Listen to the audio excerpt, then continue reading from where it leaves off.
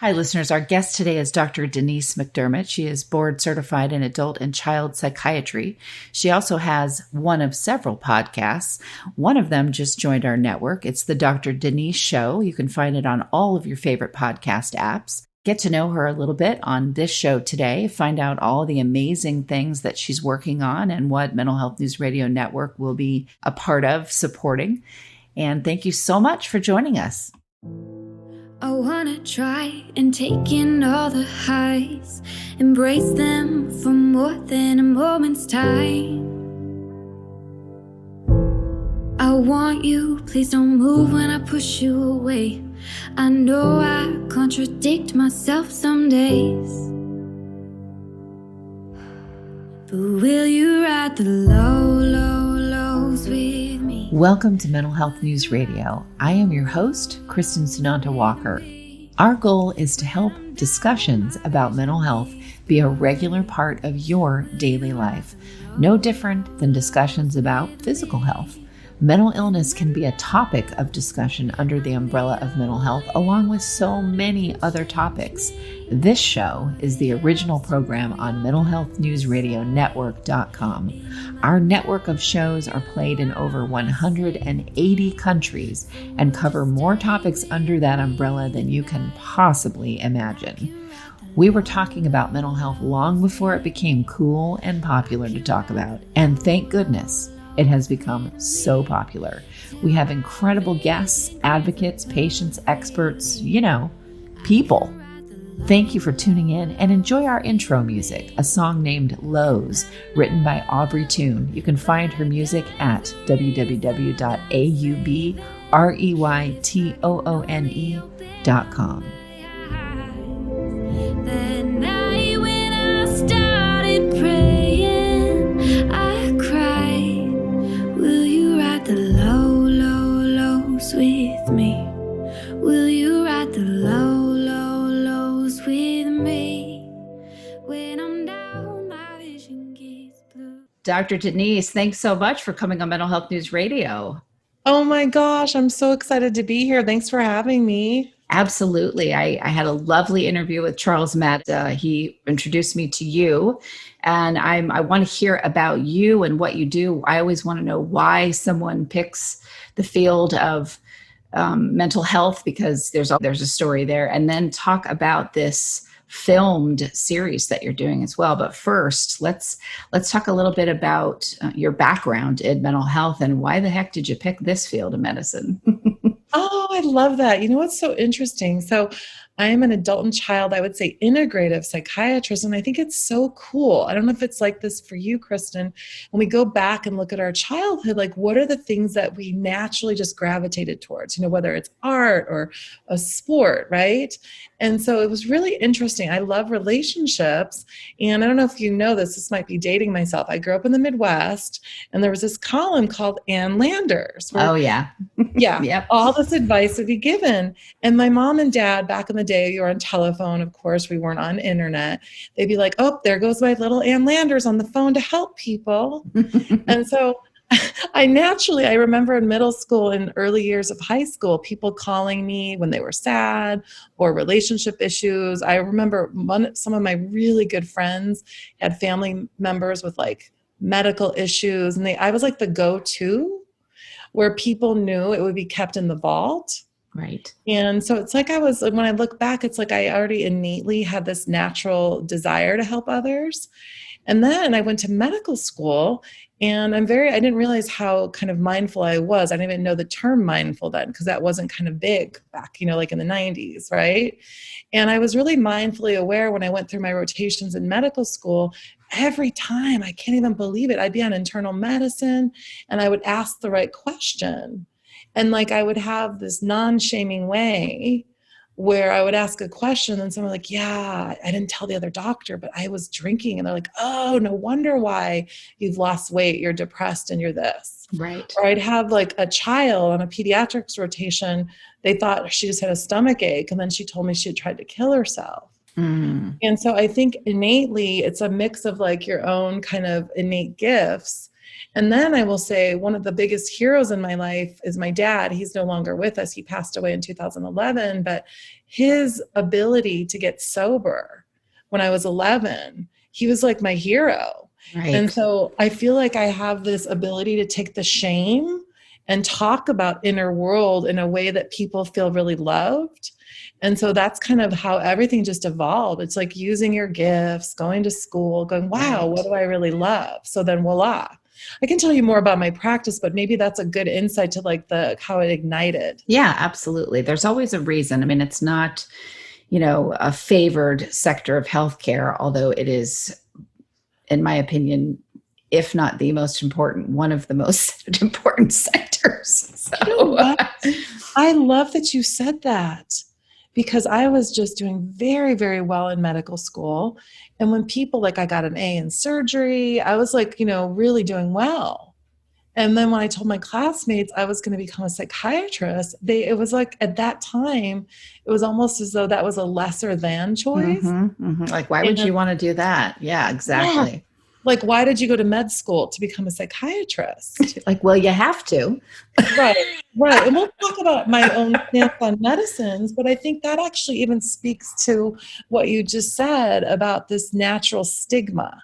Yeah. There's a stigma around almost like it's your fault if you're sad. It's your fault if you're depressed. And almost like it was like a weak area of science because the shades of gray.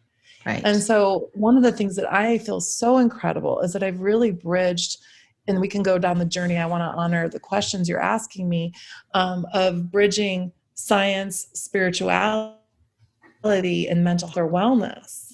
And I think for you, it'd be so fun, like when I have you hopefully on my show, like what's the making of who you are? And I feel like if we use all the gifts, by the way, I do believe in a higher power. And I never put that on anyone. I always, like when I talk to my patients, like, what are your beliefs? Do you believe in the soul? Do you not? So I always meet people where they're at. But for me, I look at like all my life experiences as an integration of who I am today. And if we take our life experiences, like our sufferings, our challenges, our excitement, it kind of makes us who we are. And so I integrate all of that and really show up with my patients in a holistic way. I played sports. I've got like a fun, sassy side to me. I've got the doctor, the geek self. And I'm not afraid to let my patients see all those dimensions because it gives them permission to share who they are. Because I'm not about, here's your pill. That's right. Like the last thing. In fact, I have the reputation. I actually had someone call, now you will prescribe if it's needed, right? And I'm like, yes, of course it's a tool in the toolbox. That's so funny. That's hilarious. Yeah. I have this reputation of, in my community, I live in Manhattan Beach, the South Bay. I've been practicing since 2001 and then a doctor since 96. And people know that I, cognitive behavioral therapy, dialectical behavioral therapy, exercise, nutrition, good sleep. And then also people can access higher levels of awareness. And I have some abilities that we'll talk about to do that. But I just hope this answered sort of a little bit about a window into who I am. Absolutely. It absolutely does. And it's refreshing. I mean, I've been doing this for 8 years now. And so you can only imagine how many people I've interviewed, and it's run the gamut of, nope, it's all medicine, it's all science, it's all about the medication, And I always would get worried. I don't want people listening to think that's all this show is about, because I will get the total opposite side somewhere in the middle. The point is to talk about everything that's out there, because as you know, even with medication, just because Prestique works with me doesn't mean that it's going to work with somebody else, Yeah. And it takes all these other things too, like you said, looking at your physical health and your family dynamic and all, your spiritual side, if you are, wanting to go there. I mean, there's so many things to it that, that I try to at least encompass as much as I can so that people hear a lot of different things, not just one way. So this might be a good time, because I'm just I call it tagging off of you and the essence of your soul and your words, because words, thoughts, and actions are so powerful. And so one of the biggest kind of like made my heart warm experiences I've had was I was asked to speak at the Dalai Lama's Body, Mind, Life conference. Lovely. On nurturing children's mental health. And for me, I swam the whole summer going, wow, oh my gosh. That's where I get all my creative ideas in the pool, and it's where I heal. And I'm like, how I want to bridge East meets West. And I really want to throw it down and let people know. And so I really thought about, like, what are the universal truths for well-being? And this can be applied in medicine, in business, in relationships. So I believe you have to have awareness, self-love, and altruism. You have to be aware of how your body's feeling or what your thought is. So I talk about meditation as mind medicine. And to me, it's not just that typical thought where you're like, and like you have to go in a retreat in white, right? So for life can be the meditation. In fact, I was so remember how aware I was when I first met you? I'm like, oh, Kristin, I get super excited. So sometimes I talk a little bit. So then I'm like, I took a deep breath. And I'm like, now we're going to do the interview. It's a passion for life, though. I mean, It just flows out of you in a big way. And oh my gosh, that's amazing. I am like that too. For some reason, not today as much. So I'm glad you are, because I can take a hit off of that. No, that's so beautiful. It's an energy resonance. Absolutely. And so for everyone listening, one of the people Dr. McDermott, my neighbor's like, how are you getting through this pandemic? Everyone's calling on you. I had 3 people last week that were suicidal. My son's doing that e-learning that we're all dealing with in the pandemic. Yeah. And by the way, I say we're all in the pandemic together. Remember this. Yep. Right. And so back to kind of the awareness, self-love, and altruism in mental health and being a bridge. I really love words that are non-stigmatizing. Right. So about 4 or 5 years ago, I was reading that incredible book, Neurotribes? Nope. It's an incredible book, by the way, everyone, if you're reading anything about autism and neurodiversity and neurotypical. And I thought, I want to have a word that's for everyone, because whether or not you see a psychiatrist or a psychologist or you're having a crisis, we all have to have a sense of our mental wellness and tend to our mind, which is our own universe. So I came up with this word and I was really shy. Everyone's like, you have to trademark that, which I just did this summer after 4 years of people. And it's called Neurostyle. And how I define that is, ready? All process and perceive information in our own unique way. Neurostyle. I like it. And that's all encompassing. It includes biological, psychological, social, cultural, and spiritual. And the reason why I say this is an embodiment. So it's I'm not just meds only, or I don't say no. So if someone comes to me with a new idea, or there's all this research on ketamine, hitting reset for neurotransmitters. By the way, I have a great referral to interview someone for your show on that. And so Denise, I heard this, I was starting to get a lot of referrals with kids who have parents that are practicing psychics or in that world. And instead of just assuming, oh my gosh, that they're delusional, I literally said, Denise, you have levels of intuition and levels of awareness. So then I went on a science, data, my dear friend says data is your boyfriend. And so then data is my boyfriend, everyone. So when the women here are looking so hot and going on these trips and taking all the hot pictures, I went off on this little journey to go train in remote viewing. I've met with quantum physicists. I've read Darwin. And then I'm fun too. I've got that sassy diva side to myself. And so I'm going to let you talk, but you see, I've integrated all those dimensions and I keep ascending because I have the humility to stay open and aware. Yeah, without the humility, that's the piece that I think we're going to see. We've seen enough of an utter lack of humility, especially in the United States. So it's lovely to have that make a comeback, and hopefully go to an even deeper level. What it truly means to be humble and have humility. You know what? Can I say something? My favorite word of the month right now is reverence. Yeah. Because I think in society, people, and that's why it goes back to that neurostyle, that we all process and perceive information in our own unique way. And that's going to segue into 8 days in a bit too, because we're living in a time where Earth is suffering, humanity is suffering. Yep. I have to say to my patients, Kristin, just to get it out of the way, I'm like, so how's your pandemic? Right. Right. Just to like, because that's a unifying statement. So we're living through a pandemic. We're living through a time of civil unrest and election. And I think the term reverence and remembering, when you meet another human being, they're there in physical, but they're also there in energy. And there's unseen energy of love and thoughts that we can give one another. And I think that reverence and that humility of trying to put yourself as much as you can into someone else's view is like, and to me, that is a part of wellness and mental wellness, not only for individuals, but for society as a collective. Absolutely.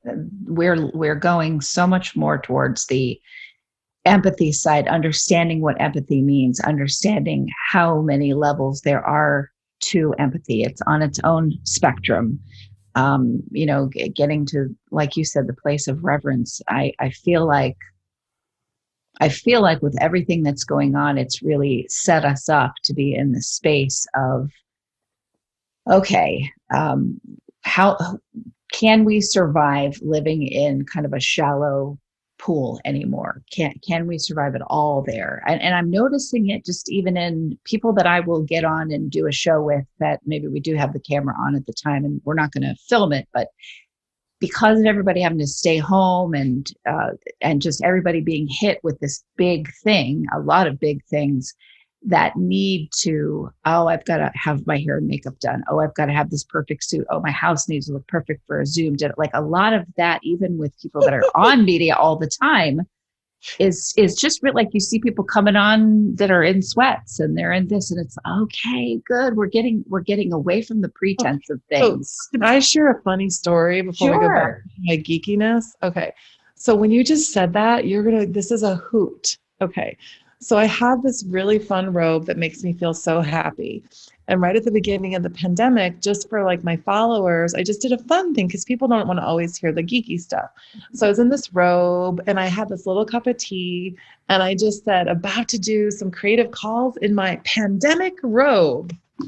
Right? Yeah. So you're not going to believe this. Someone saw that, New York Times, freelance journalist, and somehow I've done all these nice things. I've gone to India, I've done documentary. I mean, I got in the New York Times style on May 25th, Memorial Day, with my pandemic robe tweet. I love it. I love it. Right? But that's what we're talking about. This need to, I like that there's this separation. Okay, there is film and there is being on camera and there is an art to how things are presented, but what we're dissolving is when it's people talking to other people. That doesn't need to, you're not creating a theme or a movie with that. That's two people talking. So let's make it as easy for the listener, for the viewer to relate to what they're watching. And if someone is completely dolled up from head to toe and blah, blah, blah, blah, not many people are going to relate to that, especially right now. Well, and you know what I love? Because we'll segue into, first of all, there's so many things, Kristin. I feel like my meeting you right now, this is reverent because I'm thinking, oh my goodness, I want to talk to her about all these things. And so a couple of things that you touched on. I did a show with my office mate who's a practicing intuitive, and she's like, Denise, you are so intuitive. And we know this. We all have different levels of awareness. But I did a show called Mindful Awareness, Love, and Empathy in a Quantum Universe. Mm-hmm. And so besides the physical beauty that you're talking about, the essence of someone, I think we're ready to ascend and have like level up with more vulnerability and transparency, not in how we only just look, but like for me to say to you right away, you know, I'm so proud of my father. He got sober when I was 11. You know, I had infertility. I have another like book titled of Infertility, Infidelity, Infinite Possibilities. Mm-hmm. I think people want to hear the Dr. Denise who got betrayed. I did a carve out series that someone really, really handed me, and many women, like a lot of fraud. So the reason is sometimes if I were to walk in a room and just be all dolled up, I'm tall, I can look powerful, they don't know the real essence of my soul. You know, exactly. I have days where I want to cry. I have days where I drop the F-bomb. You know what I'm saying? Yeah. And I think that's part of healing, is to really relate. You know, of course you have your professional relationships, but then you do what I call our appropriate shares. So you get more of a vulnerable essence with that person, whether it's in work, business, a show, or a friendship. Absolutely. Absolutely. And there's something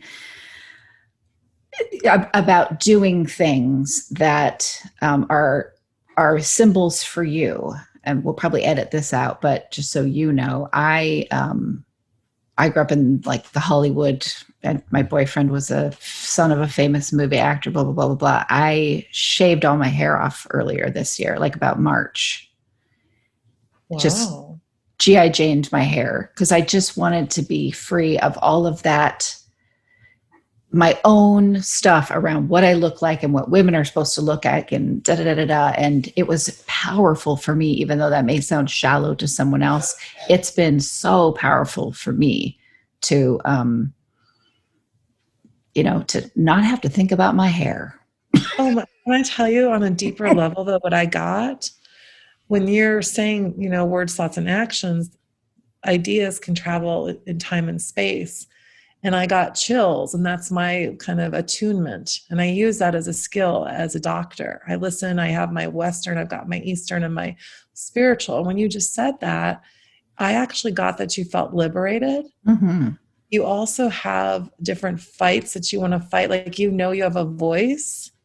And so you're this like renegade warrior media that really wants to just throw it down. Mm-hmm. So like your hair, like I understand the physical part of who you are and what that means, but I got the download on an empath level of your spiritual reason is why. It wasn't just like, I'm done. You're right. It was a deeper feeling of, no, I'm not done. I'm ready. Yeah. I'm ready to show the world that your voice matters. It doesn't have to be the color of your skin, how beautiful, how much money you make. But when you show up, and you show up with kindness, and you show up with love, and you do the work, that is what you stand for. So to me, you shaving your head represents that. I don't know if I'm onto something or if that's how you feel. No, that's what it did. At the time, it was just, oh, I'm just going to do this. And then, of course, you think about it later and go, okay, there was meaning in that. What is that about? It wasn't just, oh, I can't get to a hairdresser. There was more to it than that. But that goes back to the universal truth of awareness, self-love, and altruism. So from a wellness standpoint, you knew in your mind's eye, this is what you needed to do to step into your highest power. And that's part of mental health and wellness. When Absolutely. I think, you hear the word psychiatry, right away you think, oh my God, she's going to analyze me. And then when people find out I'm intuitive, they want to run. They're like, oh my God, you're a psychiatrist and you're intuitive? I can't even talk. Like, you know what I mean? Isn't that funny though? Because when I hear that, and all my friends are therapists and I'm surrounded by it all the time, and intuitives. And so I'm like, I love it, but I get it. I used to be someone that would go, are they analyzing me right now? Are they picking my brain? What are they picking up for me? Oh my God, da, da, da. Now it's like, ooh, curious. Yeah. And also, it's so fun because don't we learn so much from each other? It's Absolutely. like, yay. Like, even like if I make a mistake and because I'm doing so many fun things right now. I'm like, you guys, I'm so excited. I'm like, I took a deep breath before I called you. How are you? I'm going to let you talk for the first 5 minutes. Because it's like an awareness of my own neurostyle, right? Yes. In fact, it was a big joke with my mom. She's like, what? You're going to be a psychiatrist? How are you going to be able to listen? You talk a lot. You find other outlets to put the talking. I know, it's hilarious. Oh my goodness. So first of all, the other secret sauce, which I think you can relate to, is gratitude.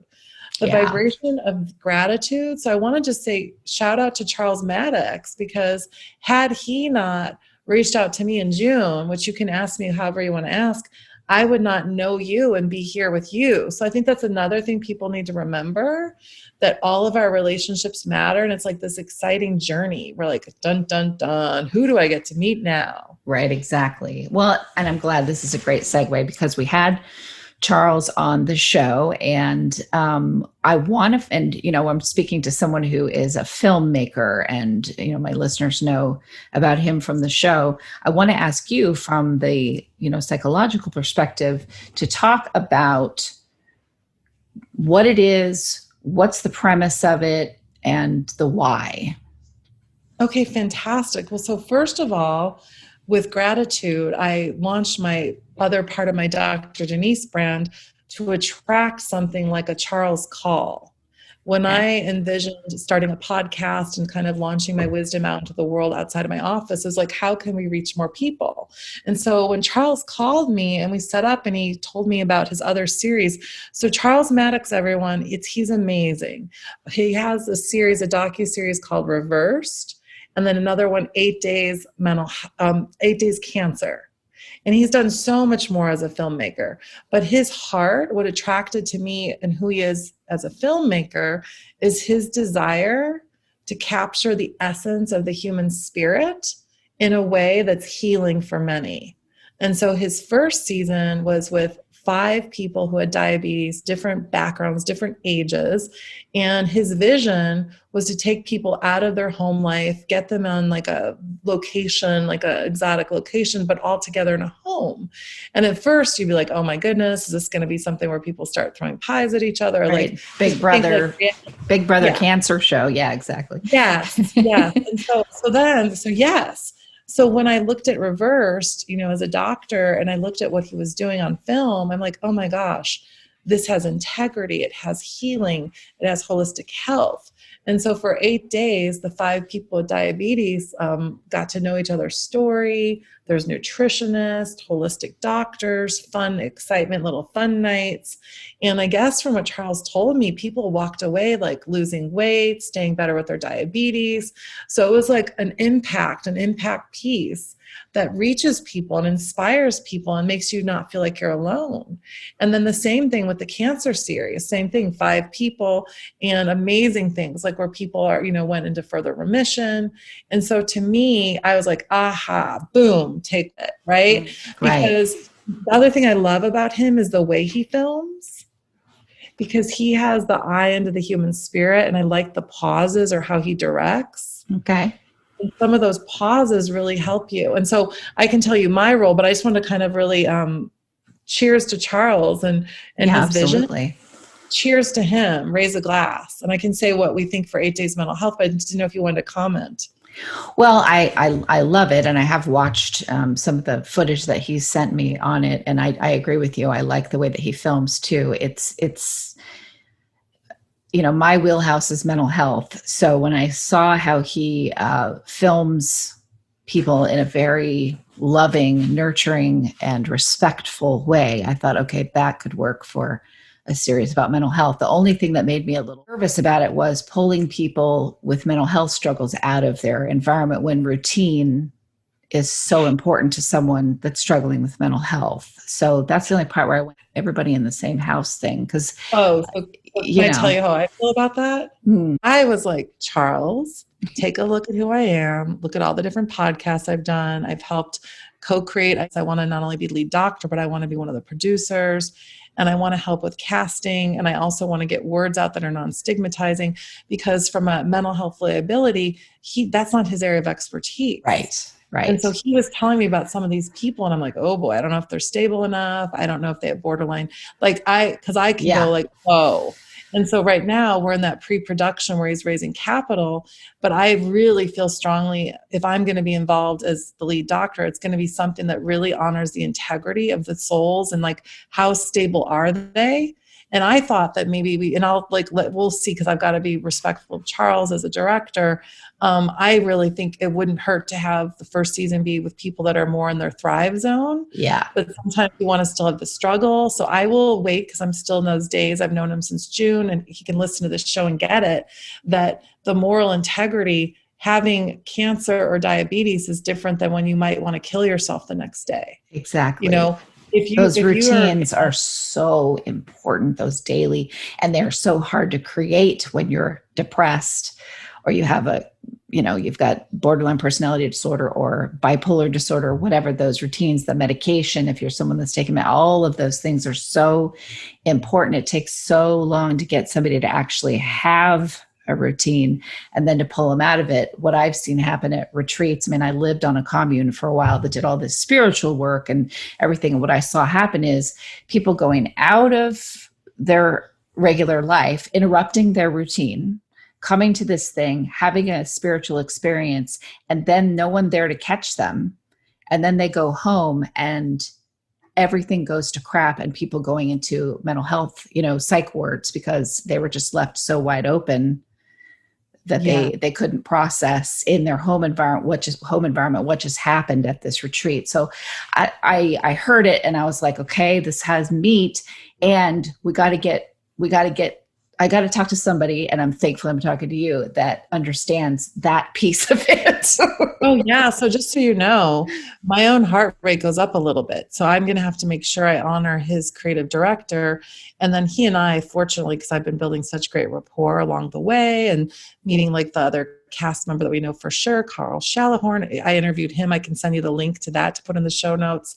And Carl, by the way, Carl Shallahorn's an amazing guy.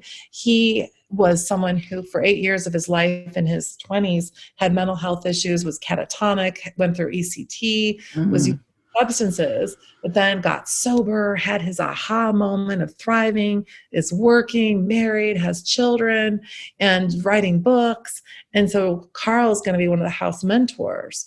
And so I think once we get further along and we're looking at which people that, from a director standpoint that like is interesting and engaging on camera, then I want Charles to have that full trust in myself and Carl's input to me as the doctor of who's appropriate and who already has wraparound care. Yeah, exactly.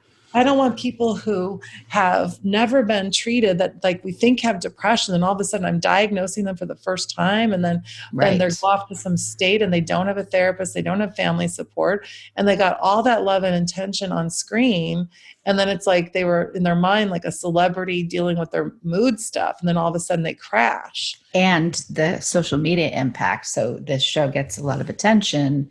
Yes. And then you have that impact on someone's life also, which can take down someone that's never struggled with, never had a mental illness whatsoever. And they're getting now a barrage of attention on social media, some good, some not good, because there's always both things. And then they leave.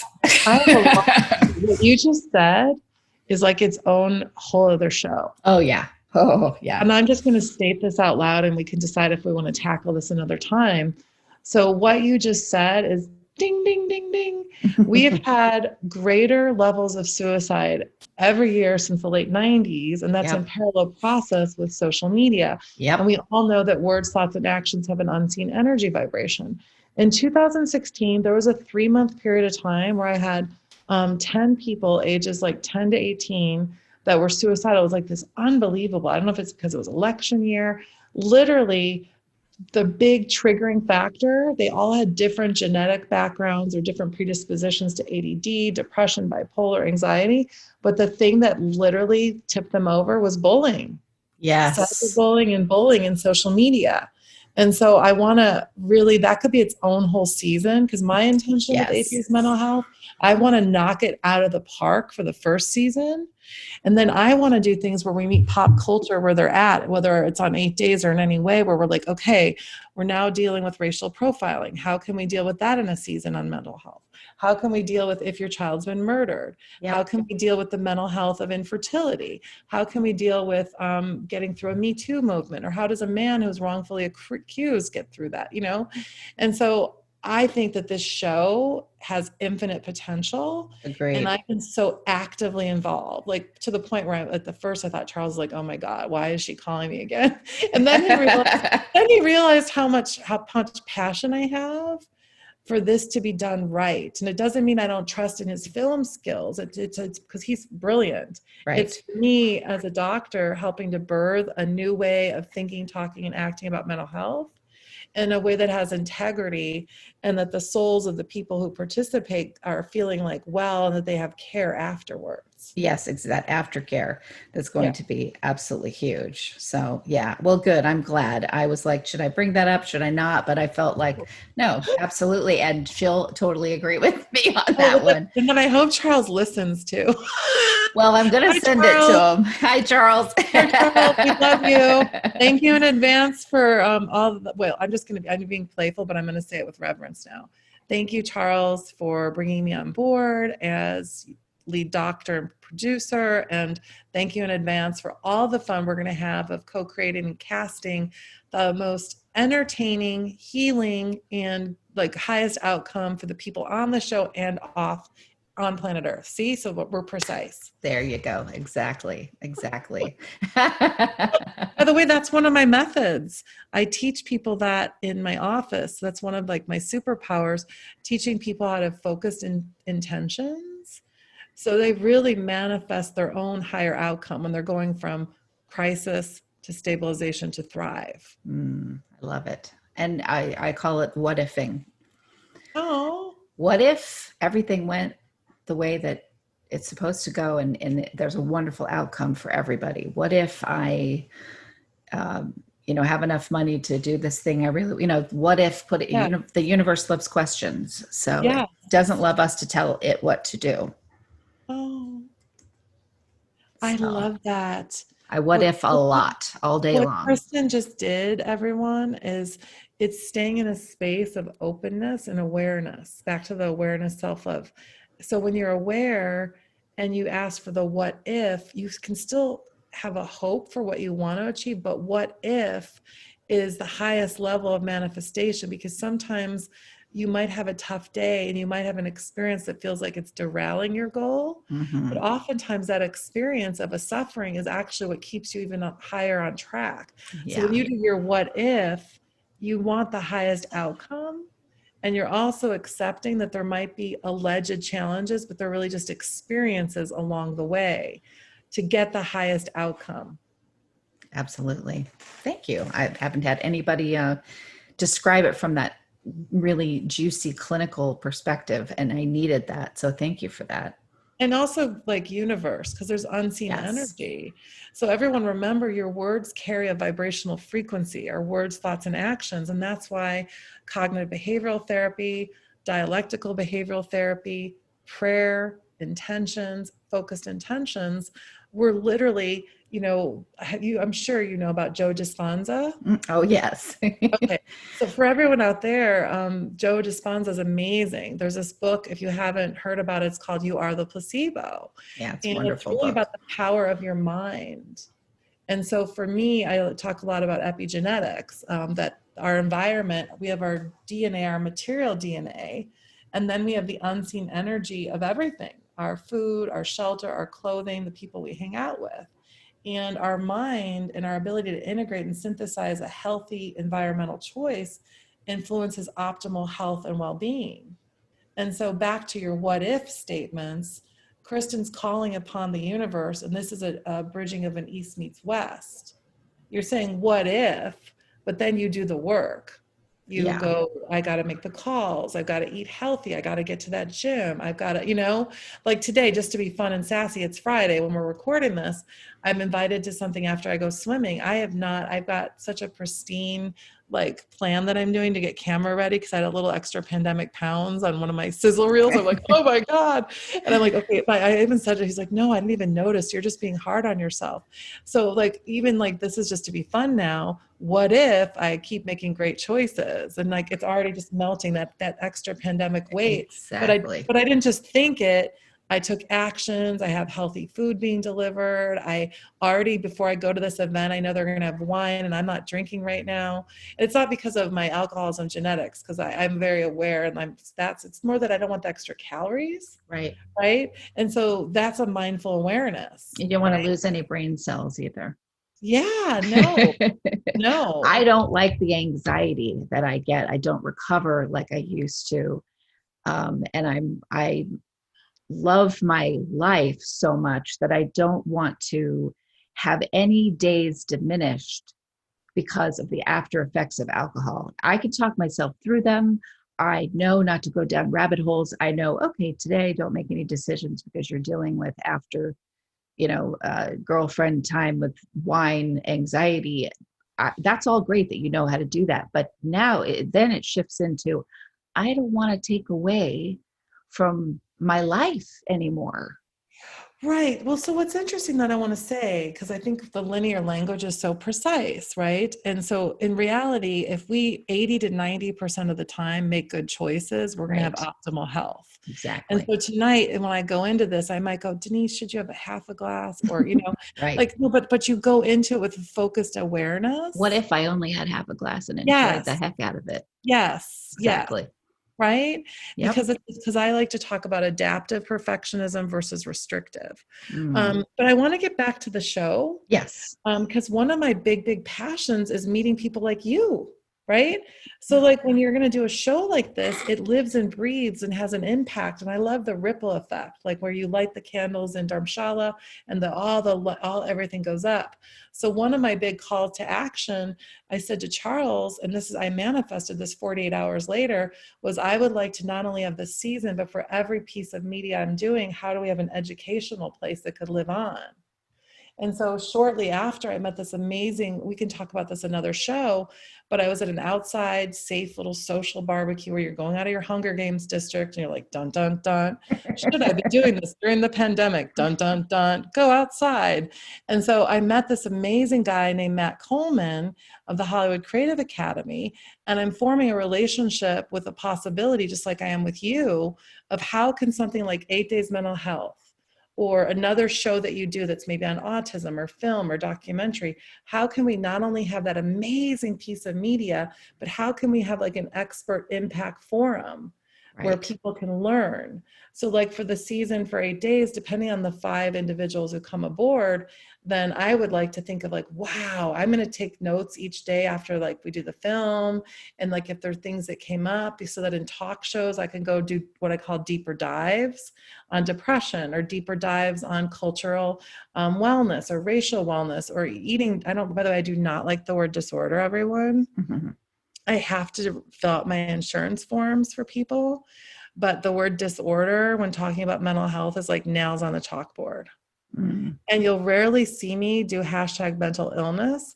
It doesn't mean that I don't validate people when they're having bipolar or when they're feeling suicidal. And it doesn't mean I'll never say the word disorder, but I like to take people in their flight to health really quickly. So like like, let's say the person's name's John, like you're John, you're experiencing major depression, but now we're going to look at your neurostyle. We're going to look at biological, psychological, social, and cultural. And we're going to look at all the dimensions of who you are so you can reach your own personal thrive. And so for me, being on 8 Days Mental Health, it's like infinite possibilities of education, collaboration, and entertainment, right? Right. I mean, I want to get celebrities behind it. We're like, oh my gosh, like, Kanye might say something, or Demi Lovato, or Britney Spears, or Lady Gaga. I mean, or Prince Charles, or all the different Michelle Obama, all the people that are like superstars of advocacy. Right. And so I feel like the show, because Charles and I spoke, I don't limit myself. It's mental wellness. That includes dealing with racial wellness. It deals with LGBTQ. I'd love to have a whole season.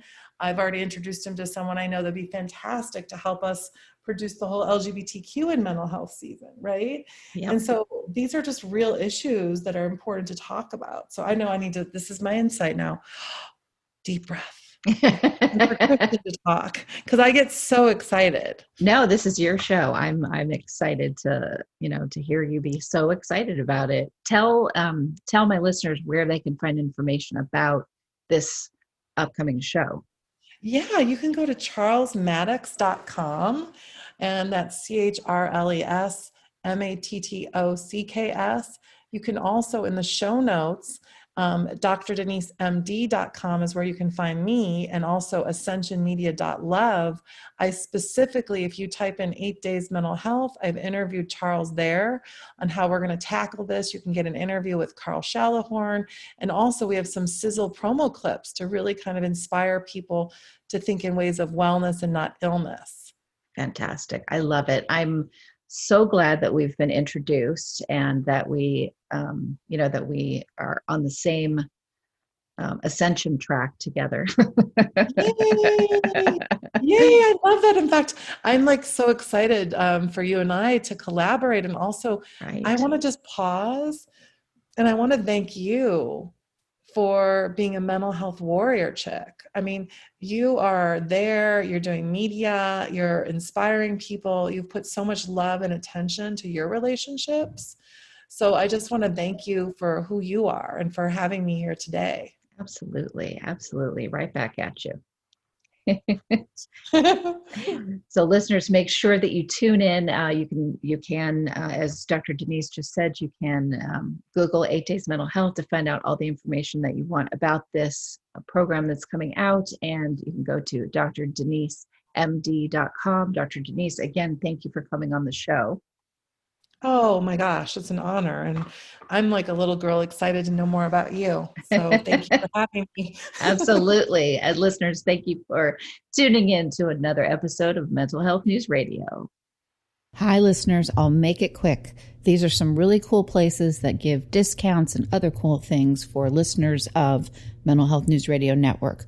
If you want to get amazing help with healing from narcissistic abuse, go to healfromanarcissist.com. If you want CBD products that are the best of the best, I use them myself, go to proze.com and use the code mentalhealth20, mentalhealth20. If you want to get daily perk ups that help retrain your brain to think more positively, go to perkupdaily.com. And also, just because this one's fun, snarkycandles.com. I guarantee you'll love them.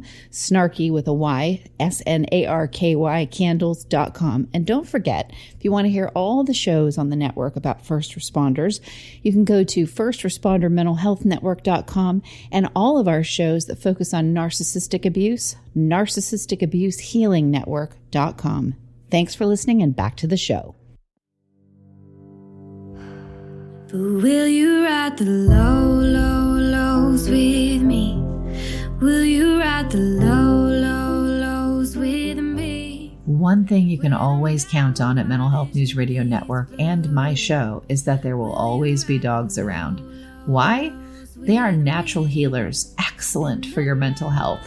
The original therapy dog Miles has something to say in just a moment. For now, please check out all of our amazing shows at mentalhealthnewsradionetwork.com and all your favorite podcast apps. Until next time, I'm Kristin and Dr, and thank you for listening. And I can ride the low, low, lows with me. I can ride the low, low, lows with me. Till my vision clears up perfectly. I can ride the low, low, lows with me. Good boy.